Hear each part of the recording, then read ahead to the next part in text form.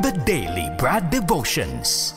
Today's reflection with Pastor Jeff Eliscopides. Nasa series po tayo ngayon ng Halloween series o All Saints Day series. Maganda po yung mga nagiging topic natin. At ngayon po, meron akong magandang verse na share sa inyo. Sabi po sa Mangangaral, ito po yung Ecclesiastes sa English, Tagalogin ko. Mangangaral 3:1-2, may oras na nakatakda para sa lahat ng gawain dito sa mundo. May oras ng pagsilang, may oras ng kamatayan, may oras ng pagtatanim, at may oras ng pag-ani.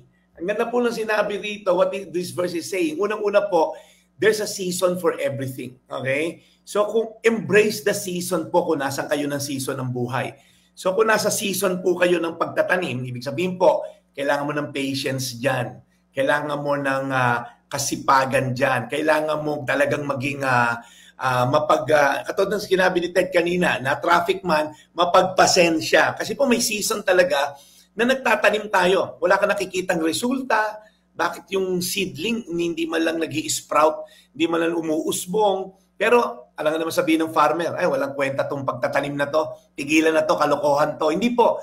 May season kasi yan. Yung harvest season po darating kung naging matyaga tayo sa planting season. Huwag kang maghintay ng harvest kung natulog tayo nung planting season. Nga, ang ganda po ng verse na to kasi tinuturuan po tayo unang-una magtiwala sa Diyos. Na meron mang unos na dumating sa buhay, meron mang bagyo na dumating sa buhay, iikot lang yan.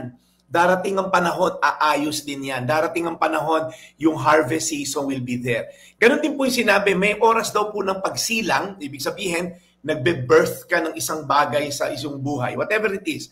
Nagsilang ka ng negosyo, nagsilang ka ng maybe nasa birthing stage yung relasyon nyo bilang mag-asawa o bilang magulang, literal na nagsilang ka ng bata. Magtiyaga ka lang. Alright? Yung dalawa ko pong dalaga, sinaga ko lang nung bata yan, nag-invest ng time, nag-invest ng pangangaral, nag-invest at naging pasensyoso. Ngayon, nire-reap ko yung harvest. Awa ng Diyos, matino na may dalawa kong anak na dalaga. And yung blessing, ngayon ko na nire-reap, kumbaga. So, gusto ko lang po kayong i-remind. Anumang season ka ngayon, dapa ka man ngayon, lugmo ka man, manatili tayo, number one, manalig na ang Diyos ang may control ng lahat. He is a sovereign God. Pangalawa, during this season, nade-develop yung muscle natin to trust in God. Nade-develop yung muscle natin to persevere, to be hardworking, to work with integrity and excellence. And then pangatlo po, yung harvest parating. Yung reward ay nandoon sa mga panahon na nagtanim ka at nag-persevere ka. Kaya ulitin ko po yung verse, napakaganda po. Mangangaral 3:1-2, may oras na nakatakda para sa lahat ng gawain dito sa mundo.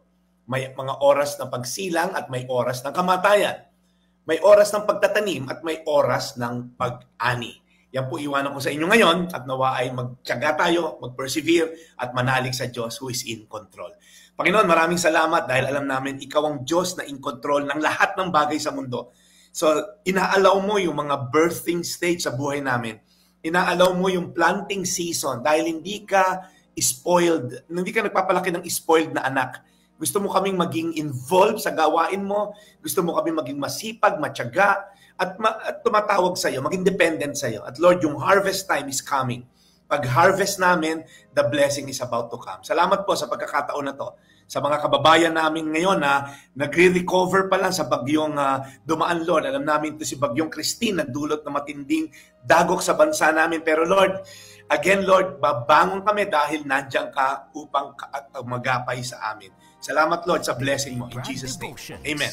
Today's reflection with Pastor Jeff Eliscopides.